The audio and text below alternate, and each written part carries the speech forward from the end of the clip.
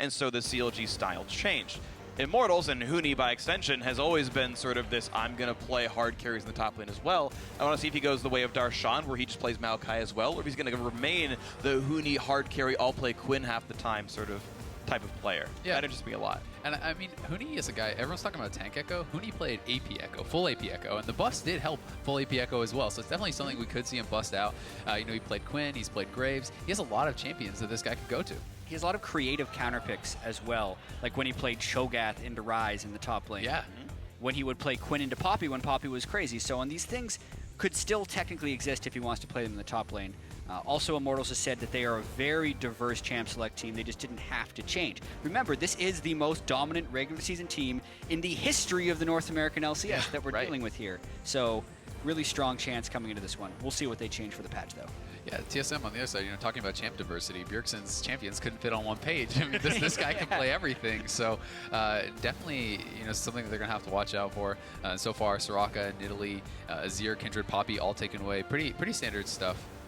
Yeah, honestly, very typical bans from the blue side here. It's funny because Azir is so popular, it's now a blue side ban instead of a red side ban because counter picks are a thing in the mid lane compared to things in the jungle where you typically see red side Nidalee bans. Yeah. So just kind of fun watching like sort of the ban metagame come out. Everyone learned counter picks, so now you can't let red side play the champion. Exactly, and Bjergsen also displayed Vel'Koz as his counter pick for the Azir, and it's just not a game that Immortals seems like they want to play.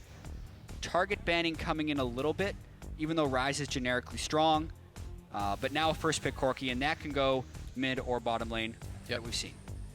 That'll be interesting to watch out for. Yeah, so Corki actually becoming the first pick worthy champion. It was funny because last series it boiled down to Echo being the mandatory top laner here, and both Liquid and CLG realized that was the important one. I always love when a best of 5 comes out because you have a series meta where I don't know if Corki's going to be first picked ever again because something else will be understood as powerful and worth grabbing out here, but it's Immortals' first glance at what they think is the most important champion here. Exactly, and we've seen Echo fall through the ban phase, right? It actually feels like every playoff series we've watched has followed the same trend, where in Game 1, no one really cares that much about Echo. He falls down, and then like he crushes. In Game 2, it's first pick, and then by the time the final game comes around, unless you're in the G2 Fnatic series, it's banned, right? And no one can play it. Yep. So we'll see if that happens in this series, or if teams just opt out of the Echo tank top. And I mean, one of the themes of this season has really been just flex picks, right? Guys like Corki, you know, Trundle who can go multiple lanes, Graves who can go multiple lanes, all these champions that are super strong and super flexible, so you can't get counterpicked as easily. And speaking of flexible, we have 3 marksmen coming in right now. Graves Marksman has pretty good. seen play in jungle, top, and in mid lane. Corki on the other side has seen play in the mid lane and the AD carry spot. But the Kalista, unless you're talking about Huni's solo queue account, only gets seen in the bottom lane with the support. Very true, yeah. Pretty dependent on having a teammate around, but now Immortals actually grabbing up Karma, which has been heavily contested before, actually. It was Liquid who played it a whole lot in yesterday's series, when we've actually seen Adrian play it as well with the Shield Max build. So Lucian plus the Karma grabbed up here, and so that actually pretty much just tells you 3 of the lanes: Corki, mid, Lucian, AD carry, Karma support, with jungle and top still in the wind. Yeah.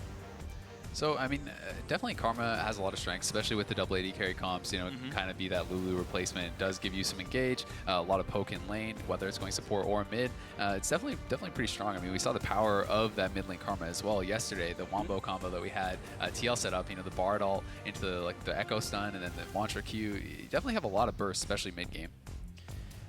Definitely could be scary stuff here. So the AoE shielding could be a really big deal if TSM gets in. 4 marksmen so far in the game. Braum, both great with and against that kind of champion, and actually the Lulu as well. So yeah, why grab Karma when you can grab the original OG, buff the marksman. Lulu in there in the mid lane here for Bjergsen. Could also be a top laner for Hanser, I suppose, depending on where the Graves goes. It could obviously a Braum support for Yellow Star. Bjergsen's Lulu's actually been really solid throughout his whole career, even though you think of him as a carry player. His CS is always top of the class right there. And we said we knew where the Immortals lanes were going to go. But this means we either have a Corki or a Lucian top lane.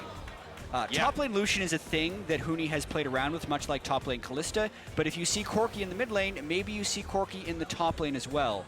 That's cool. That is something we have not seen in the LCS, but it is definitely something that Immortals have been practicing with. And I mean, this is interesting. TSM, they're leaving their top laner for last, theoretically. So we'll see. The thing is, it could play against Karma, Lucian, or Corki. Yeah, sure. There's very few ways. Well, no, Karma's got to be support.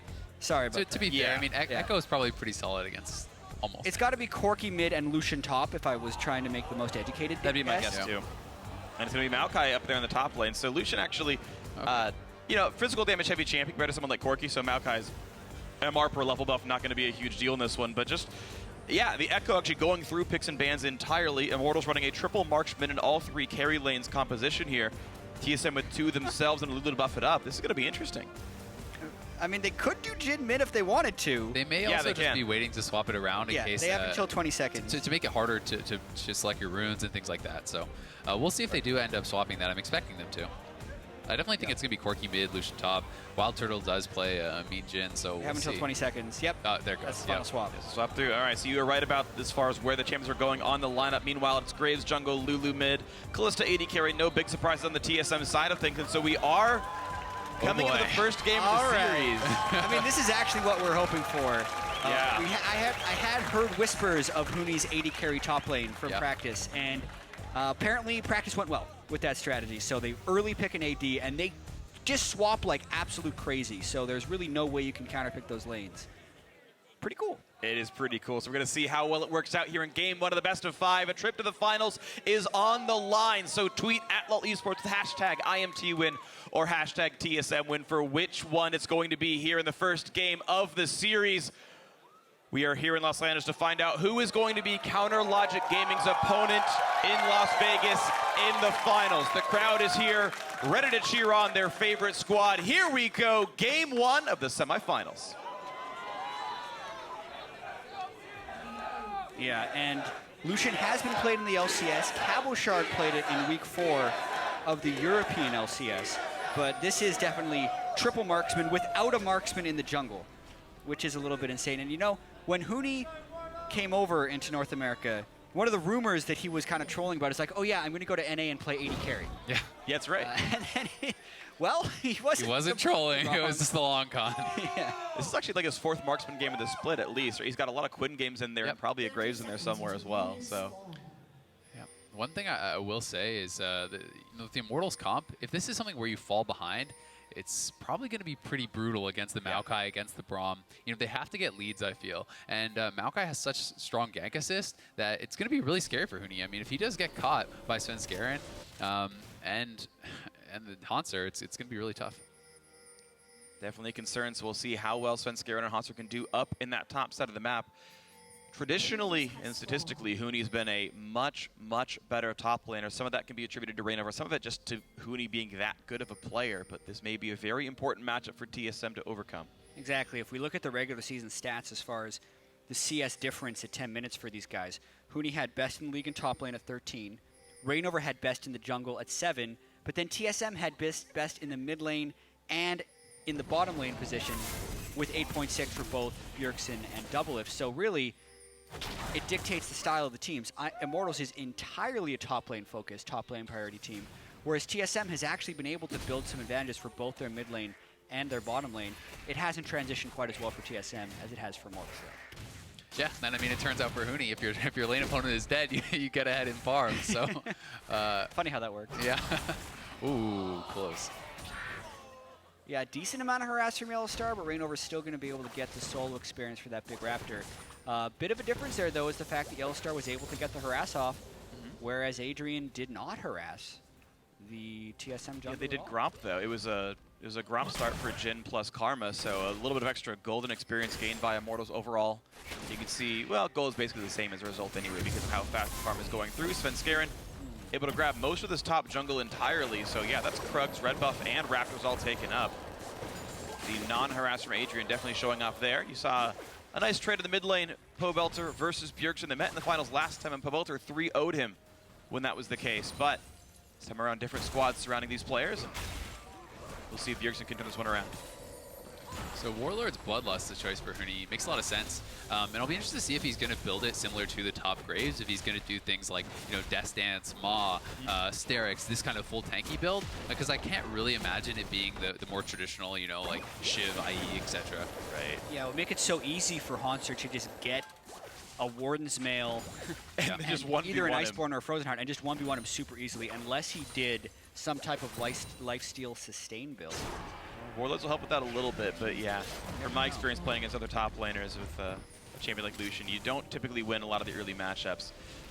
Of course, we're in a situation where Huni's going to knock down this top turret without too much trouble, of course. The double marksman, he joined up with Wild Turtle not long ago, and that turret's going to be going down. TSM, of course, did the same in the bot side, so equal trade here. The fight, oh! Rain over the early smite, Svenskeren gets the better of him. And really, how many times have we seen Rainover getting counter jungled this year without killing the other guy for coming into his jungle? This one was a little bit weird though, because Svenskeren technically still had control of that side of the map, the way they split the lanes. So it was greedy for Rainover to come down for that red buff, and then Svenskeren just gets the smite timing, and that's a pretty big swing point. Yeah, pretty nice early advantage actually for Svenskeren, bullying him off, getting both the red buffs. So, red buff is actually a really big deal if you're looking to go for any early ganks, and Gragas is one of the strongest at doing that, someone with the body slam flash available. Well, Haunter's actually in a lot of trouble here. Karma's around the backside as well. Okay.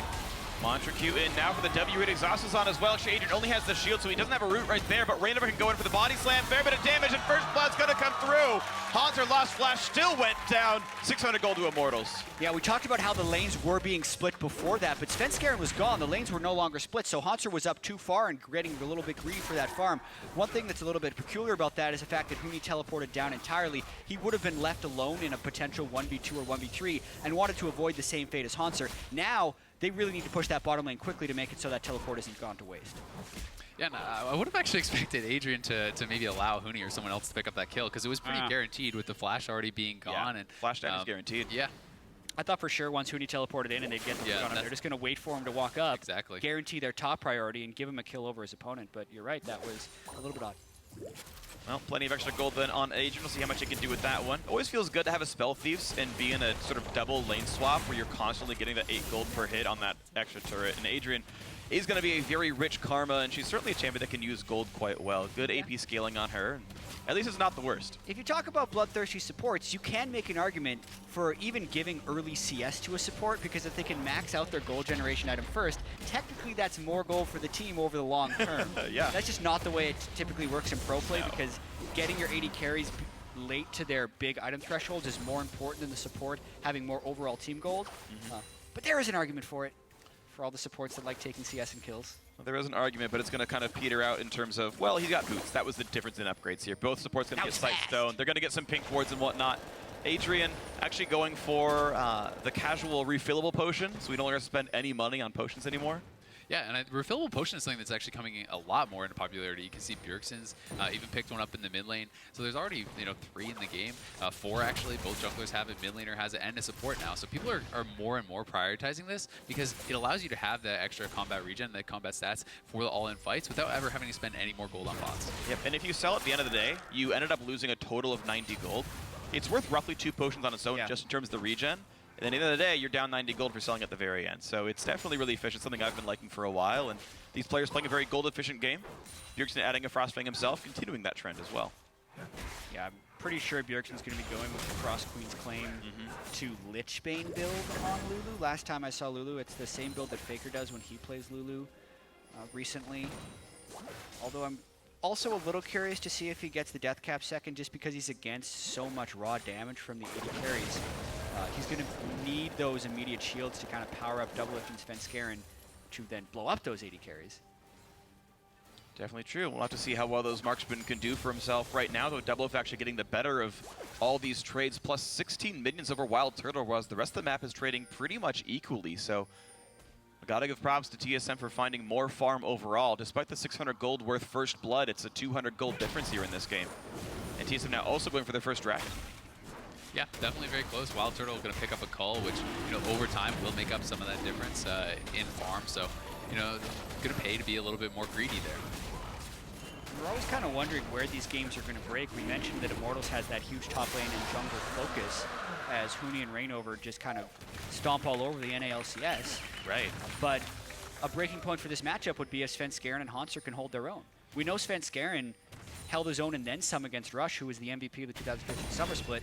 Reignover, now the MVP of the Spring, is actually getting paced by Svenskeren a little bit early. He's getting pushed around, and it's partially the choice that his team's mates are making here. You talk about holding. Well, you had Huni trying to hold this bot lane as a freeze, and it means that Doublelift and Yellows have to run down to shove the wave back into the turret and try to deny some of the farm, but TSM had to break this freeze. They had bot control because of it. And yeah, Huni's going to have to miss some because of it. And as we did talk about earlier, Huni is building towards that stance, so it is going to be that first. Makes a lot of sense, and you know, the more you think about it, the more it does make sense. And Huni going to be a little bit caught out here, but he'll easily walk away. Then Very we also smart. see situations like this where if he was a tank, a level 5 or 6 Maokai or Poppy, he could have stayed there for the CS because the support and AD carries at level 4 apiece wouldn't have been enough to threaten him off. But because he's a little pickaxe, Vamp Scepter Baby Lucian under the turret right now, he had to back away. Yeah. So later in the game, I think it'll make a lot of sense, and I think you'll get some split push priority if he can keep his farm up. But Immortals does have to change their playstyle around it to accommodate for such a peculiar top lane choice. For right now, they're getting punished. This is the second red buff in a row. Svenskeren's taken out of that bottom jungle right here. And I think coming into this series, before you ever watch TSM play a playoff, how many would have been like, oh yeah, Svenskeren's going to counter jungle the crap out of Reignover and take 2 red buffs from him? Turns out this has kind of been the case right here, and it's really impressive how much TSM has improved, and from an individual level as well as the shot calling of, yes, pressure the bot side. Huni is alone, no one can help him out here, and very smart choices so far by TSM. Yeah, I'm really excited to see when Immortals actually decides to kind of pull the trigger, start grouping, and start taking turrets, because I really do feel like they don't want to play a patient game, right? TSM is going to be happy to sit back with Lulu, with Maokai, you know, with the Kalista Braum and just scale up, right? This is a team that should be monstrous in the late game team fights, and I think Immortals, if they let Maokai get too strong, is going to really have trouble punching through that front line with Lulu supporting him. Definitely could be a real big concern. We'll see how much he can get done then as the players scale up. Exactly how much crit is on these champions is usually what I look at for who's going to win really late game team fights. Yeah. Crit's really relevant. It's the way you kill these super big tanks in the super late game, and if we get there, we'll see what happens. Push into the bot lane right now by Immortals, culling right onto the big shield of Yellow Stars. He withstands quite a bit here. The wave clear coming out from Hanser as well as Svenskeren, and the turret won't take any more than half his health. I mean, this is one of the most threatening things about having a triple marksman composition is you have 3 guys who are highly threatening to a turret. And unless TSM has really great wave clear right on the turret, they're going to lose a whole bunch of its health right there. But I do feel like Immortals, as far as what you're talking about, Azael, is when they turn it on, I think they need to hit their item power spikes. That means Death Dance, that means Trinity Force, and that means probably S tier for Wild Throw before they can really start to even think about doing stuff. Right now, the raw AD was at least enough. The thankful thing for these Immortals AD carries is that they're actually all somewhat spellcasters. It's not like you're playing like a Caitlyn or a Jinx where really all you're doing is auto-attacking. So at the very least, these guys have, you know, reasonably strong level 9 power spikes, right? Rank 1 ulti is actually pretty good for all 3 of those champions, etc. So Immortals looked for that bot lane play, got some damage, had to force back, but either way, the game is still pretty close, 600 apart. Immortals have equalized that farm score that TSM was winning in earlier. Yeah, it's something, you know, we were talking about yesterday, Freak, was how frequent it is that people are going Hurricane first now on Kalista. It looks like Doublelift is actually building towards the Bork, so it'll be interesting to see, you know, why exactly he felt that he had to do that. Yeah, I don't have a complete handle on what's best. In fact, I'll see some people actually do Vamp Scepter into Hurricane anyway, and he'll just have that so he doesn't get poked down anymore by a Corki and a Jhin. So we actually still may see him go Hurricane. In my mind, just Hurricane has been tried a lot by a lot of pros, and it just gives you better wave clear. It lets you get out of your lane faster. When you have to start rotating around constantly in top level play, that item's worthwhile. I think wave clear is going to be super important in this matchup when they're up against 3 marksmen. Yeah. But I could also see needing the lifesteal early because they have a Lulu on their team. A lot of times it's really important to value lifesteal when you have a super shielder like a Lulu, just so you can sustain up with the shield from the Lulu and stay in fights. For sure. With the value of the shields. Yeah, and I mean, not to mention the poke. You have Karma, Jhin, Corki, all going to be throwing out a lot of poke, not to mention culling from Lucian. So it's definitely a team where you can get bullied out under the turret, and you want to be able to sustain and defend those turrets early on. It's worth pointing out everyone on Immortals has some decent level of poke. Like even Gragas has at least the long-range barrows, but Karma, one of the more obnoxious poke supports if she gets enough points in the queue. So definitely something to consider. And as the Zeal gets picked up for Doublelift, it is in fact Vamp Scepter into Hurricane. So yeah, that's a build that we'd seen at the very beginning when people were playing Kalista back in whenever she got released in 2014 or something. And that was like the first build Sneaky found that really kind of started. Vamp Hurricane was my favorite first build too.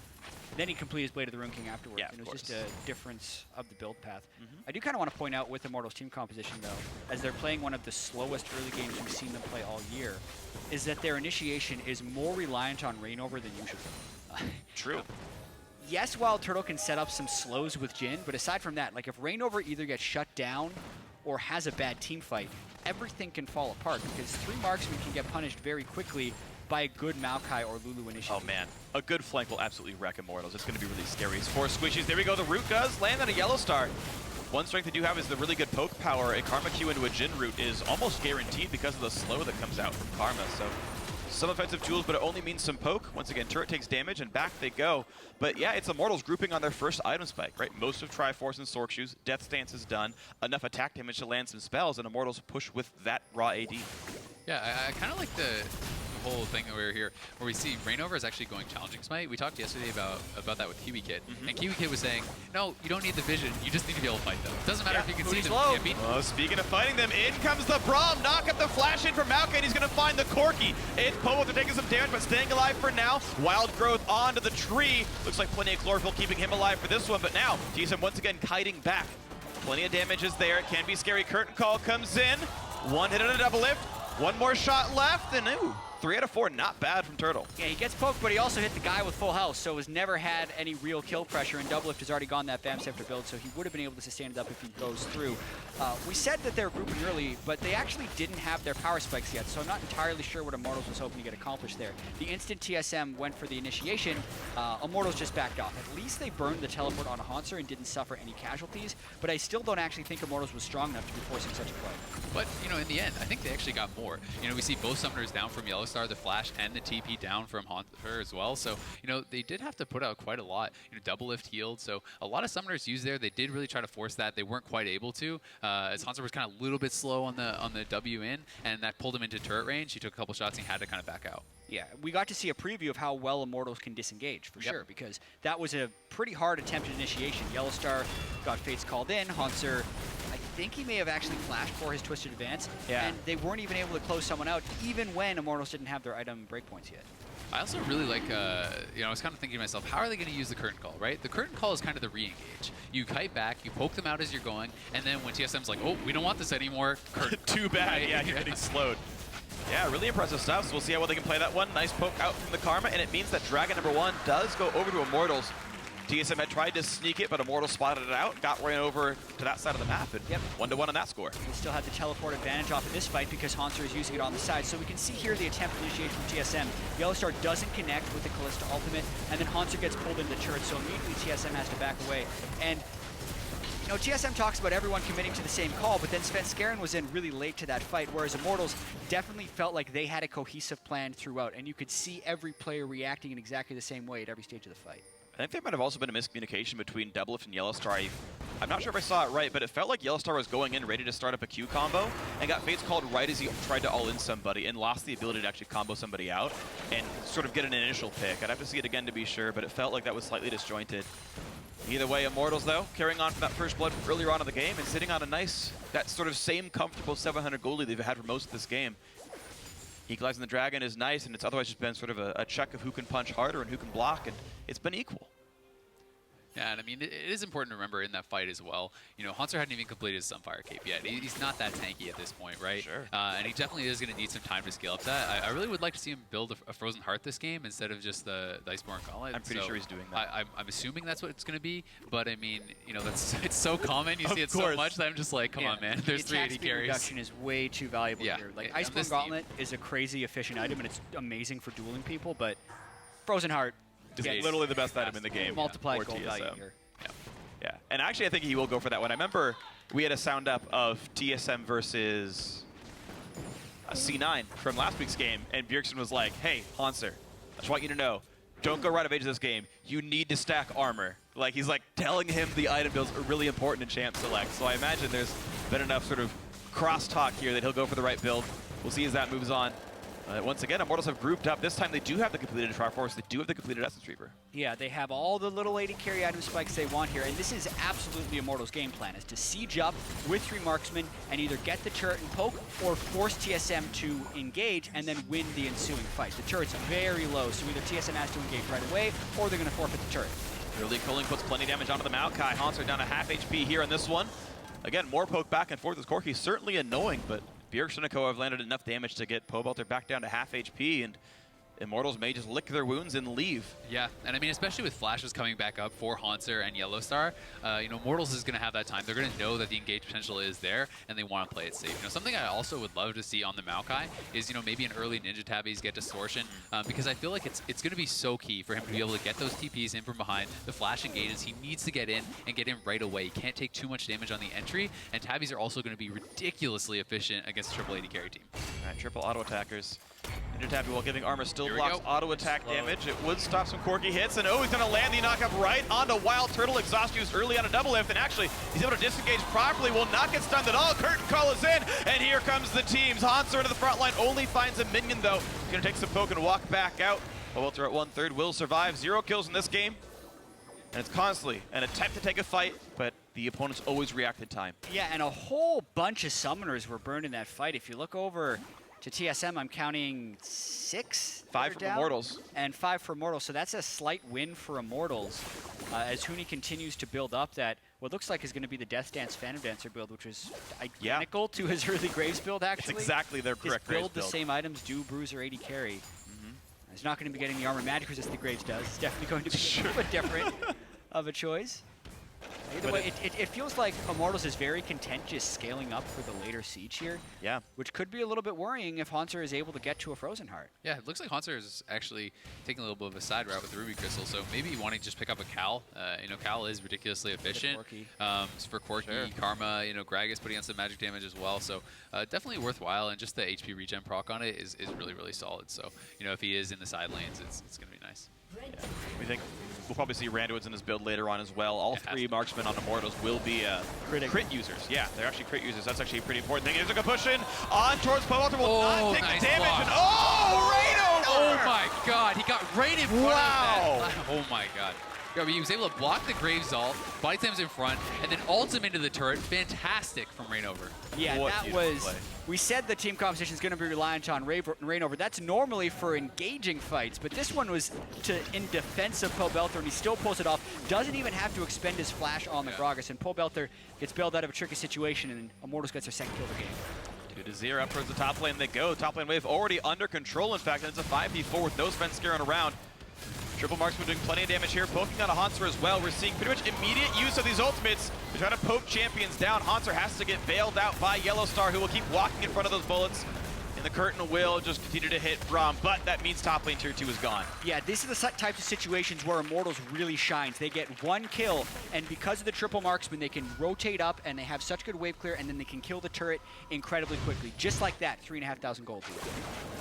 Yeah, so here we go. And I mean, Pobelter looking like he's really going to get caught out here. But Rainover actually able to get in. He blocks the ult. Sven scaring into the turret. Just perfect play, defensive and offensively, and just so good. But, you know, for the top turret, I was kind of surprised to see Bjergsen actually facing at that time. Yes, he had a completed item, but had he been there with the wave clear and protection on Maokai, I felt like they actually maybe could have held that, so. Oh, speaking of holding that one, unfortunately, Explosive Cast goes not far enough, thanks to good play by Yellowstar, but the re-engage comes in and a knockout on Svenskeren, and the kill coming through. Now, is there any more chase left for Immortals? Little Lance says no, but yet another kill picked up for Immortals as trade for their turret going down, and now they look at Baron. I think you're absolutely right about Bjergsen not wanting to base there, and then again you see the split position of TSM. There's a Maokai in the bottom lane without teleport as they get engaged on in the mid lane. This is a Baron force straight up for Immortals. Rainover does not have flash, but that Baron's getting low pretty quickly. There's a lot of damage available though. AoE shield comes in, the Inspire is in, and here comes the chance for a team fight. TSM can turn the game on this one. Spike comes through, grabbed by Immortals. Still, it's a 5v4. In comes the battle. Yellowstar's dead. Now so is Double Lift. A kill in for Huni. Hanser now joins the fray to help things out, but he does not have a jungler coming around just yet. Pierce trying to kite away. Hanser will drop down, and so will the last teammate. That's 5 kills in a row now for Immortals, plus the Baron. A clean sweep. An absolute tragedy for TSM. They had to try something. They didn't want to give up the early Baron. But, I mean, they're not able to take out Reignover, and Yellowstar goes in kind of without the support of his team. The team wasn't really up there doing damage. Double Lift is so low, and it's just like by the time...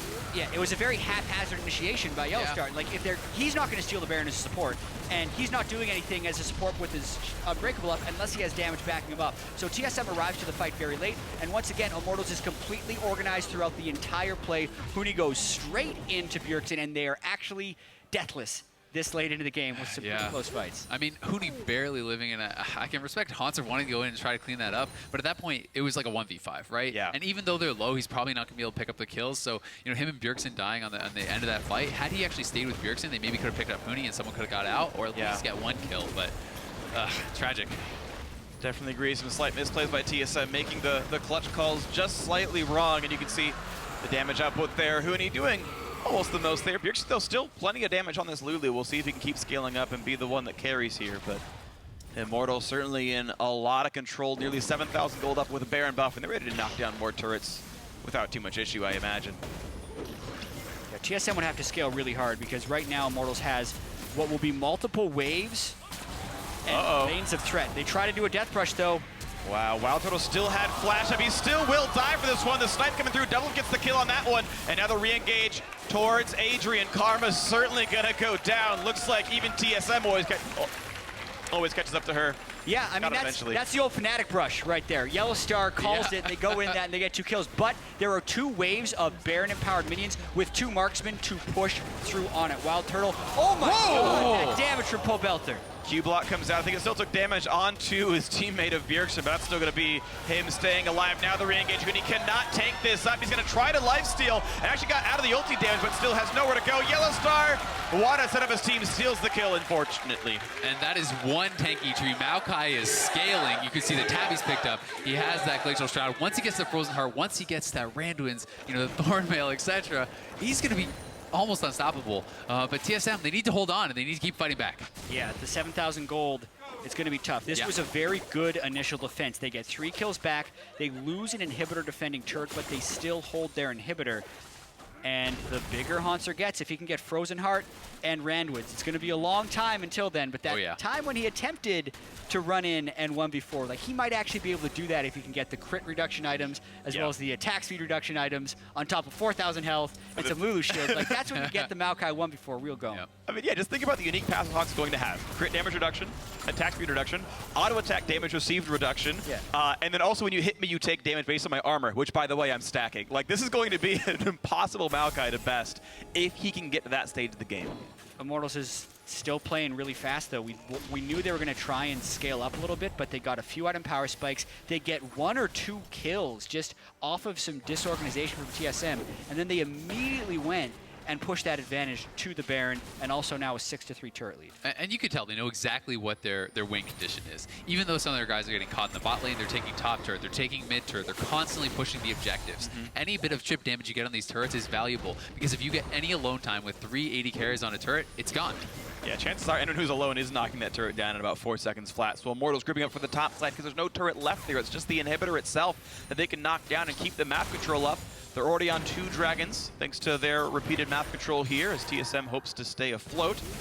Rune King already done here, and look at that onto the backside. They did find Hanser, but this is a tanky tree. He goes in, and he's going to find the backline access onto Pobelter. Big knock-up here from Yellowstar. Blocking as much damage as he can, then Reignover separates the team, and they can just burn down Hanser, but not before Reignover dies himself. It's a 1-for-1 so far. Now another try to Svenskeren gets his 2nd kill of the fight, and it's now Immortals forced to run away. They lost so much time having to kill off Hanser. The chase can come through. Nice route onto Yellowstar, stops him in his tracks. But Immortals lose 1 kill, have to run away. Yeah, and I mean, that's... Oh, curtain call coming out. How double lift is quick. Oh, whoa. They got a slow on Sven, though. This. Had to flash get away. They got the root and a double lift as well, but the shield Yellowstar, the hero regression. He flashes out, and they're going to get another 2 for nothing. Long term, that's 4-2 for TSM. In true support fashion, Yellowstar comes to the rescue, saving his teammate, keeping him alive. Fantastic play. And because everyone was in on the play, Yellowstar didn't die. So many times this year he's tried to fly in to make a save and it didn't work. This fight though, TSM 7,000 gold behind when they go in on this, but they're looking for a flank engage and they don't actually get it because Haunter's on a ward, so you think it could spell disaster for them, but Haunter follows onto Pobelter. Yellowstar gets a good ultimate, and here you just get to see the difference in frontline. Giant Maokai versus Runic Echo's Gragas. Advantage Maokai right there. Even with the gold differential between these teams, TSM is then able to get the Lulu Graves DPS as well as the Callista and just out-team fight Immortals in a straight frontline to frontline fight. Yeah, and Immortals think they can pick someone up on the back end here, but in comes Yellowstar, and Yellowstar able to save the day, puts up the passive, and down goes Huni. Adrian gets picked up as well. And let's remember, this is a fight that started with Haunter flashing out, not in. Like, he got caught, and they're able to win this. Really impressive stuff, and you can see the damage output there. Huni is doing a whole hell of a lot, but Doublift had so much uptime. The front line was so tanky, he just got to run around and land Ren stacks and rip him out, and felt pretty good for TSM overall. And the funny thing is, we need to start tracking more than just 3 people because Sven Skaren is, I think, one of the kill leaders now of TSM on this Graves. Certainly a scary resource here. Yeah, 3, 2, and 4, and him is the kill leader of the team. Yeah, and we talked about, distortion tabbies that has been picked up by Haunter, prioritizing that even over finishing his Frozen Heart, so he really is prioritizing the initiations. He knows he needs the flashes, he needs the TPs to be able to set up these flanks and then get in there on the priority targets. I love it. Beautiful stuff here. Ever since the Baron Ace, essentially, for Immortals, TSM have gone 7-1 in kills, after getting plummeted down like 6K in gold. So huge props to their tenacity to catch back up here. Yes, they've lost turrets. Yes, they're trying to still claw back into this game, but really good team fighting by TSM to stay in this one.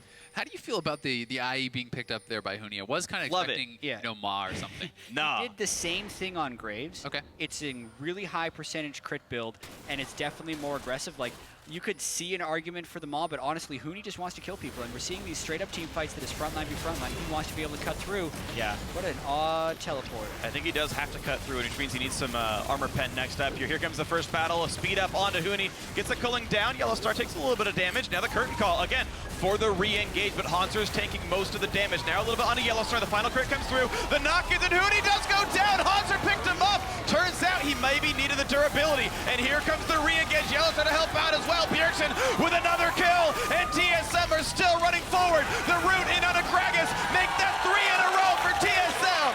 And Haunter ends that fight at full. They can't touch Maokai, especially if your glass cannon top laner gets bursted out at the start of the fight. Sterix Gage could have saved him, Mortis could have saved him, but it didn't, and that team fight is a disaster for Immortals, and this Baron may pull TSM ahead in the game. Immortals just looked too overconfident there. They're chunking someone out. They're like, oh, TSM's on the run. Let's chase him.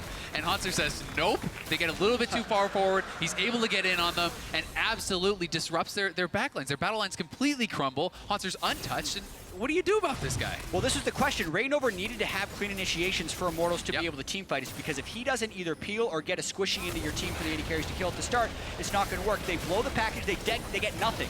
Then they teleport in, and they're still in position to be engaged on. Haunter teleport flanks, he doesn't engage. So either team could walk away here, and Immortals wanted to go in, I think, because they had good poke. But Reignover still has to get the right initiation, and I'm not need to see exactly what happens here. Just where does his ultimate go? It knocks a few people back, but it doesn't help them because they did not peel the tank away. Yeah, Pobelter and Huni got too close to Haunter on the top side. They were trying to get in there, get the kills, and he's going to make them pay. TSM come up huge in this fight, and I have to think Immortals' time in this game may be running out as he scales up. Yeah, starting the game, 7 kills to 0, 6 turrets to 3. It felt like it was going to be another one of those Immortals games where they get that small advantage and just win the game 5 minutes later, but that has not been the case. TSM is fighting back. They're showing their team fighting composition. I mean, this is kind of the reason you don't see people run triple marksman or an AD carry top lane, because the tank difference in these fights is just shining through so heavily here. It's definitely really massive. We're going to see the continued pushing here in for TSM on the bot side this time around as they rotate the team. Still only 3 turrets right now for the squad, that they've only knocked down the outers so far, but here at the beginning of the tier 2 is going to happen here. The 2 solo laners of TSM going to knock this one down. Brings the gold back to close. Now only a 200 gold difference. Now back in towards mid tier 2, but the root comes in on a Sven Skaren. But Gragas is not in a position to actually pull him back into the team. That could have been a chance at a one-shot on that Graves. That would put some damage down. 3/4 health on mid lane tier 2.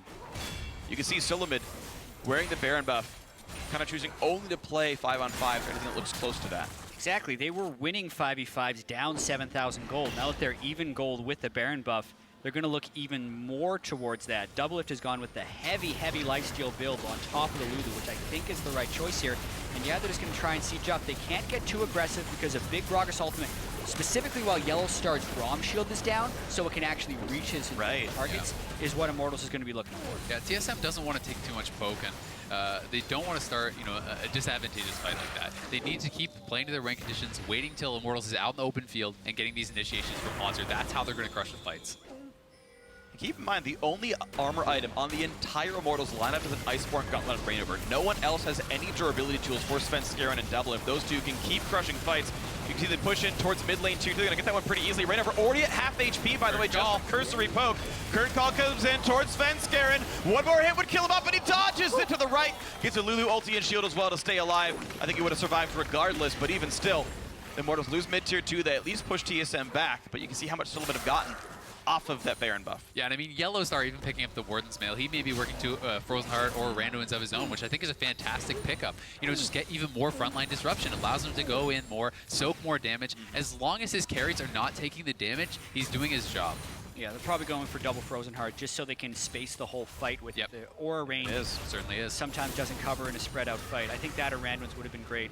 Also pay attention to Yellow Star's Unbreakable usage in these fights. A lot of times you can stuff a Gragas ultimate with it because the ult won't pass through it and will actually just knock people explode backwards. on his face. And instead of Yellow Star trying to reactively stop the body slam, because Rainover could technically body slam flash and then ult immediately before Yellow Star can react. Right. Yellow Star's just putting up the shield every time Rainover's walking towards him as TSM is engaging or disengaging. So it's making it really, really difficult for Rainover to get the proper ultimate in a team fight. Yeah, definitely agree. Good play by Yellow Star to be proactive about it. I also really like Doublelift's build this game, going much more of a kind of defensive route. He has double lifesteal. He's working towards the Sterix gauge. He knows he doesn't need, maximum DPS. You mentioned it, Jad. There's almost no armor built up on this team, and he doesn't need to build, very greedy optimal DPS. He just needs to stay alive, keep putting out pressure, and this team will win the fights. Yeah. So one of the things I really like about the sort of preseason AD carry item choices is there's enough good options actually now about understanding the situation of the game and the sort of situation you're talking about.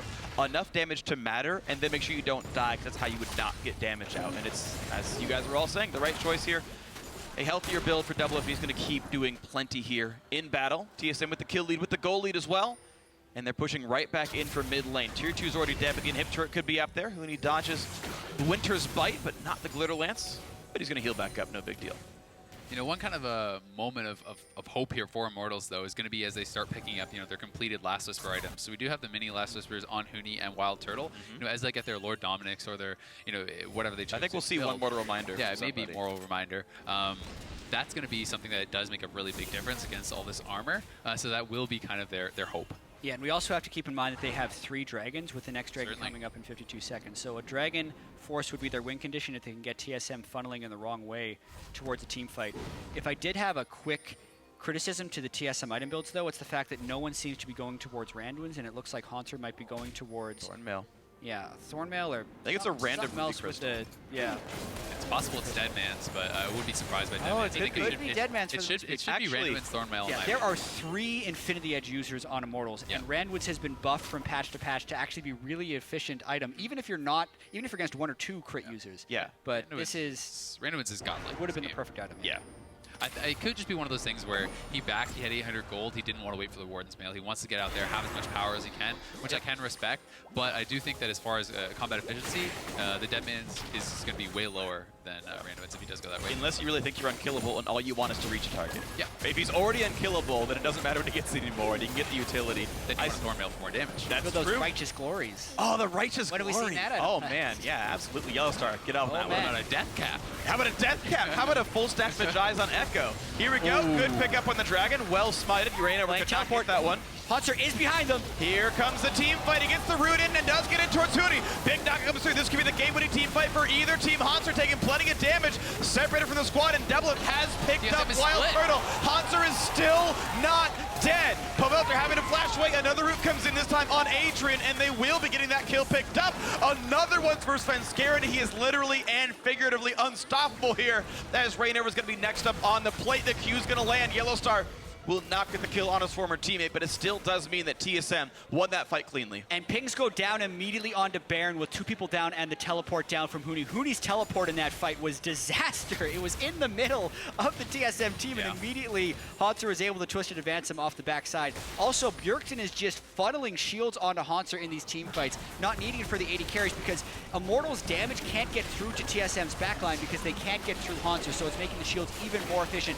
If Immortals wants to win a fight, they actually have to flank, which is still very difficult. I think Immortals is going to have to try something here. They don't feel like they can give this up. Too late. Too late. And I mean, I've got to say, like you said, funneling all the shields into Haunter was brilliant. TSM was actually pretty split in that. Their carries were on the top side, and we saw Bjergsen and the Maokai basically able to just like 2v4 on the bot side. Yeah, because both top laners end up teleporting into this fight. Haunter starts his first, and I think Huni waits for his recall to complete, so he's home guarding. But look where Huni's teleporting. It's right in front of TSM. So he immediately has to dash flash away. Meanwhile, he's already got a Maokai stuck on him. And this means TSM's damage all goes for Wild Turtle. You think 3 just for an AD carry isn't enough? But then you track how no one can actually kill a Lulu shielded 280 armor Maokai. And it just makes the fight easy for him. Yeah. Pavelter actually tried to Valkyrie forward, I think, to reach the Lulu, and happened to run into a Maokai Q smash. So he actually wanted to assassinate Bjergsen, couldn't quite do it. Pretty unlucky by him, but I think it still wouldn't have been a team fight win for Immortals because it was already kind of over. Wild Turtle gotten separated, picked off by Doublelift in the other side of the 3v1. That's pretty quick on that one. Yeah, and I mean, just more and more completed items coming in here for TSM. Frozen Heart done for Yellow Star. Doublelift has his Hysterics. We see 4 items, including the Death Cap for Bjergsen. You know, we have 4 items here on Svenskeren as well. They're all just picking up all their major items. This is huge. Lord Dominik's is done for Huni, so maybe he can be the hard carry in the next team fight here. The 50% crit build with an eye edge. Yeah.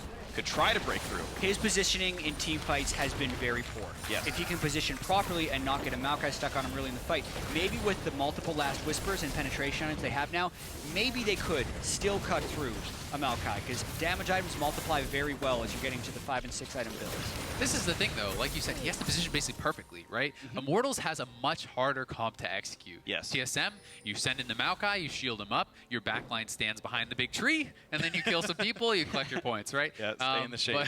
But I mean, for Immortals, they're all kind of like off on their own. They don't have that beefy front line to keep them all safe. They all are in these little kind of skirmishes. They all have to position individually very well. Yeah, definitely agree. It's Haunter gets to have single purpose, and it works really well for him there. We'll see if Immortals can try to bring it back at the 3,000 gold deficit now for them, as TSM have been in control for the last 15 minutes straight here. Yeah, and regardless of the results of this game, we're going to have to question the picks and bans throughout the rest of the series, because this is what we've heard Immortals have been practicing. This is kind of their new thing they're bringing into the playoffs, is these marksman top lane.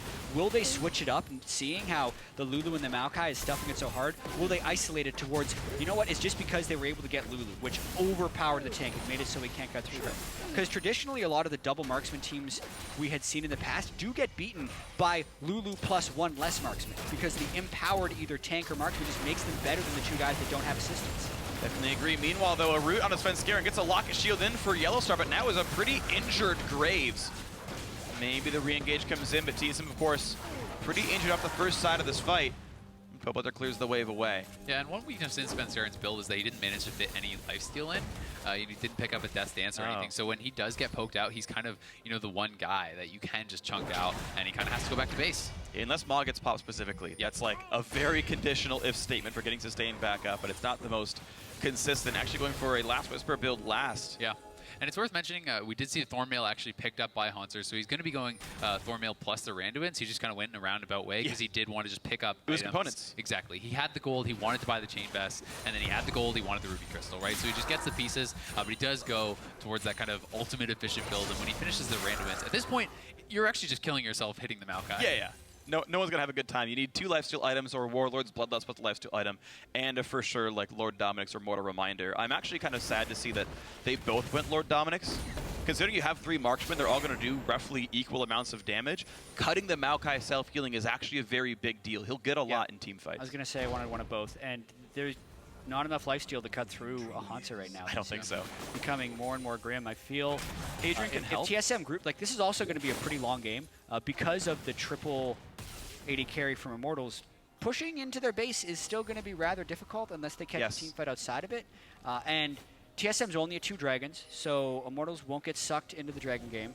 Maybe with the Baron, TSM will dive in, but even that is going to be a little bit touchy. Yeah. Yeah, I mean, at some point, though, I definitely do think it's possible for TSM to look for dives. I mean, you know, the Maokai basically will not care about turrets very much with this much armor. So, you know, definitely something that they can look for, and they're still going to be looking for the flanks. Or we get a base race. Triple AD carries will win the base race. They're going for it, and they're there first. Immortals are going to get the inhib at the very least. Only Maokai's in the base right now. TSM are choosing to run to go backwards. Immortals are staying forwards, and now they realize TSM are coming and they're running away. But TSM can catch up. Trapped behind a tree in a hard place. This is the fight. Either one wins this fight, they win the game. Immortals still running to the left. TSM aren't far behind, but Maokai's far. They have the Yellow Star to speed them up. They keep speeding up their AD carry or Yellow Star, and I think they're going to be able to get in here, but aren't with this game. It's the long game. There's a pink ward in the jungle. Last shot missed by Rainover. Nearly a game-winning play, knockback on a doublet, but now it's still damage to Rainover. This fight. Yellow Star went in, he looks for the body slam, but it's going to be 1 kill picked up. Curtain call to pick somebody up, but engage. Here's Haunter. It's a 5v4. TSM are chasing. They're looking for more. Huni can't get the damage out, and it's going to be another kill picked up. Sven Skarin gets 2 more. It's only a 1 man left alive. Huni could not win this by himself. TSM TP in the mid lane. They're going for the win. This has got to be game. TSM absolutely mops up the fight. Yellow Star goes deep. He's able to actually stay alive, starts the fight. When Haunter came in from the backside, it was all over, and it's looking all over for Immortals in game number 1. Yeah, I can't fault Immortals for the call to go for the inhibitor because the collapse from TSM definitely left some windows, but when Rainover misses the body slam flash, it's over. It gave time for TSM to come in from the backside, and they come from behind. This game was 7 kills to 0. They go on to get 17 of the next 18 kills and take game 1. Insult to injury. Huni gonna die in the well. And TSM makes a statement. They are not going quietly out. Wow, and talk about showing up finally in the playoffs. You talk about playoff buffs. I'm going to give the crown to Yellow Star here, who has been honestly pretty miserable all season long. And in this game against a